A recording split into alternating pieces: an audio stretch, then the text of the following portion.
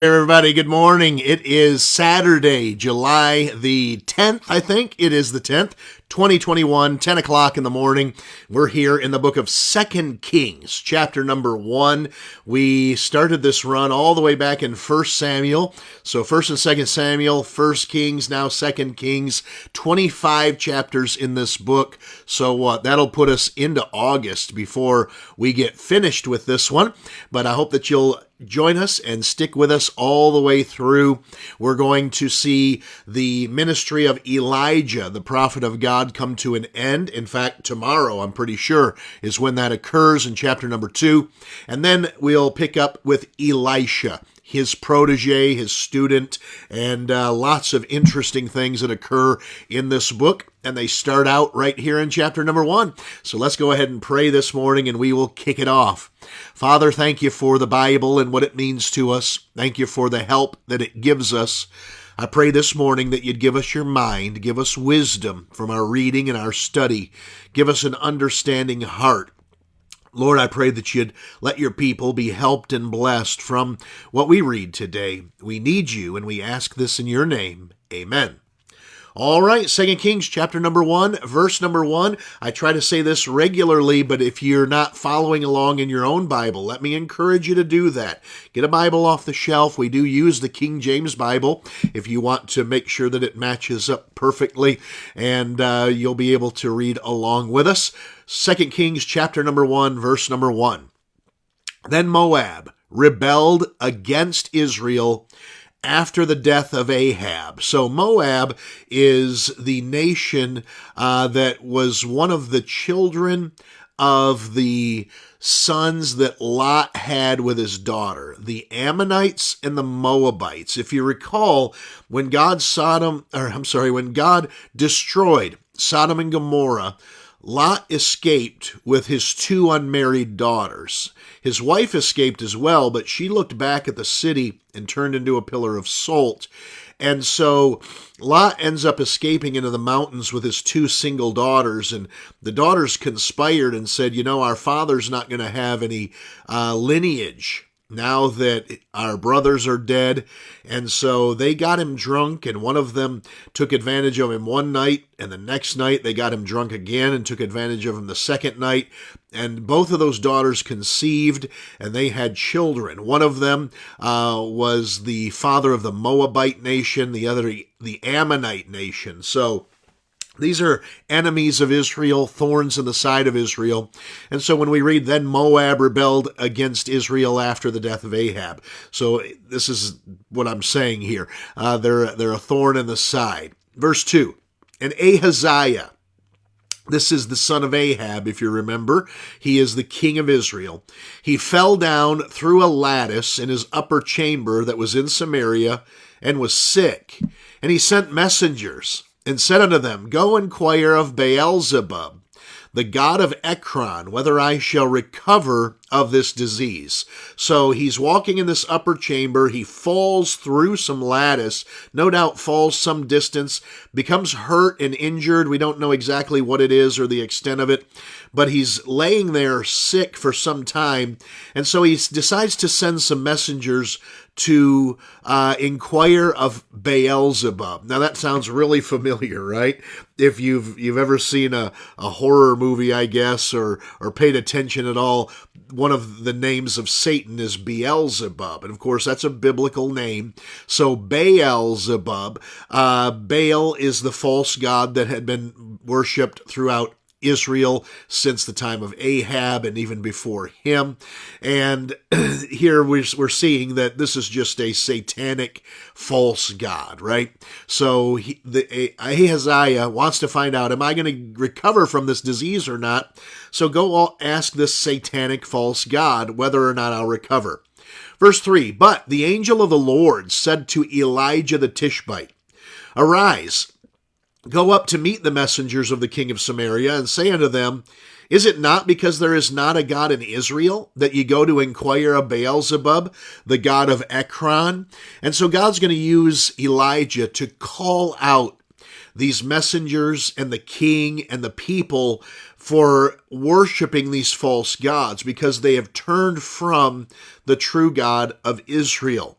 And so God instructs Elijah, hey, cut these messengers off at the pass and ask them, hey, is there a reason you're going to ask of Beelzebub? Is it because there's no God in Israel? Verse 4, now therefore, thus saith the Lord, thou shalt not come down from that bed on which thou art gone up, but shall surely die. And Elijah departed. So Elijah tells the messengers, here's what you tell the king. He wants to know if he's going to survive. Tell him no, he's going to die. Verse 5, Elijah, he doesn't seem very sympathetic, does he? And when the messengers turned back unto him, he said unto them, why are ye now turned back? So this is talking about the king. When the messengers show back up, the king says, what are you guys doing here already? And they said unto him, there came a man up to meet us, and said unto us, go, turn again unto the king that sent you, and say unto him, thus saith the Lord, is it not because there is not a God in Israel that thou sendest to inquire of Beelzebub, the god of Ekron? Therefore thou shalt not come down from that bed on which thou art gone up, but shall surely die. So the messengers faithfully deliver the message that Elijah tells them to give to Ahaziah. And he said unto them, this is the king asking the messengers, what manner of man was he which came up to meet you, and told you these words? And they answered him, he was an hairy man, and girt with a girdle of leather about his loins. And he said, it is Elijah the Tishbite. Do you remember when we were talking yesterday about Ahab learning of Micaiah? And the Jehoshaphat said, is there not any other prophets in Israel? And Ahab said, there is one, but I hate him. This is, these kings, they know who these prophets are because they hate them. The prophets are always prophesying against these kings, and they know who they're dealing with. They know that they're in their way, if you will. And so when he asks the messengers here, what's this guy look like? Well, they're really hairy, and he's got this leather girdle. And he says, yeah, that's Elijah the Tishbite. Verse 9, then the king sent unto him a captain of 50 with his 50. So Ahaziah sends the squadron of men, a captain and then 50 men. And he went up to him, and behold, he sat on top of an hill. And he spake unto him, this is the captain speaking to Elijah, thou man of God, the king hath said, come down. And Elijah answered and said to the captain of 50, if I be a man of God, then let fire come down from heaven and consume thee and thy 50. And there came down fire from heaven and consumed him and his 50. So Elijah's not playing here. He's not going to bow to this king. He doesn't care what this king has to say, and he's not going to be bossed around by this king. This king needs to be checked himself. And that's what Elijah's here to do. So he sends these 50 men, go get Elijah, tell him to come see me. The king said, come down. He says, I'll tell you what's going to come down. Fire's going to come down from heaven. And it does. And it destroys this captain and his 50 men. Verse number 11. And again, also, he sent unto him another captain of 50 with his 50. And he answered and said unto him, O man of God, thus hath the king said, come down quickly. So now they're getting even more bossy. Elijah, come on down. The king wants to see you. And Elijah answered and said unto them, if I be a man of God, let fire come down from heaven and consume thee and thy 50. And the fire of God came down from heaven and consumed him and his 50. Verse 13. So a second time, same exact thing happens, right? I don't need to go through it again. Verse 13, and he sent again a captain of the third 50 with his 50. So now 102 men have been destroyed. And now a third group is approaching. And look here, this is a smart captain. And the third captain of 50 went up and came and fell on his knees before Elijah and besought him and said unto him, O man of God, I pray thee, let my life and the life of these 50 thy servants be precious in thy sight. Behold, there came fire down from heaven and burned up the two captains of the former 50s with their 50s. Therefore, let my life now be precious in thy sight. So this captain, he's smart. He knows who's in control here. Elijah, clearly in control. Verse 15.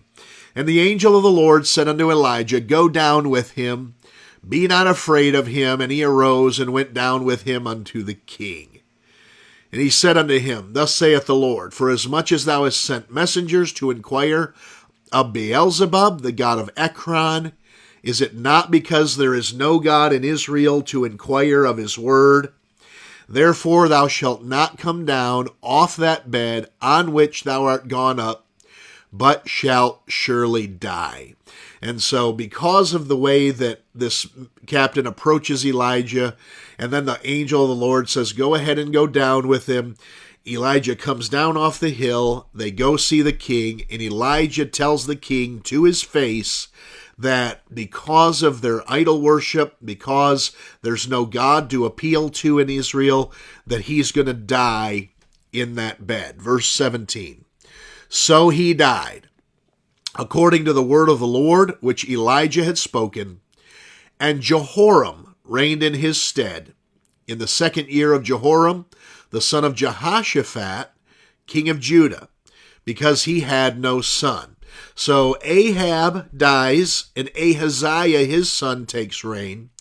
But Ahaziah doesn't have a son. So Jehoshaphat, who's the king of Judah, remember the kingdom is split here. Jehoshaphat's the king of Judah. Well, his son Jehoram then takes lead of Israel. This should be a good thing, right? Because Ahab's a wicked king, Ahaziah's a wicked king, but he has no son. Jehoshaphat's a godly king. His son Jehoram should be godly. Let's see if he's got what it takes to lead Israel. Verse number 18. Now the rest of the acts of Ahaziah which he did, are they not written in the book of the Chronicles of the kings of Israel? And there we're done with Ahaziah. One single chapter about Ahaziah here, and he does no good. Nothing is even mentioned that he accomplishes. No battles are fought. Nothing's done. He falls through some lattice and dies. That's all we hear. And he leads the people to continue to worship the false god of Baal. All right. That's all we've got for this Saturday morning. Short chapter, 12 minutes. Boy, we've been pushing 30 minutes here all week long, it seems, and so a little bit shorter. I hope you have a wonderful Saturday. Please make plans to attend Lighthouse Baptist Church if you're local. We're at 5458 Fenton Road, just north of Hill Road on the west side of the street there. 10 a.m. morning service, 5:45 evening service. We've got Sunday school at 9 and 5 o'clock. If you'd join us for that, we'd be grateful for it. And otherwise, we're going to let you get about your day. Thanks for watching. As always, please like, love, and share the post. Let's get the word out there, all right? God bless you. Thanks for watching.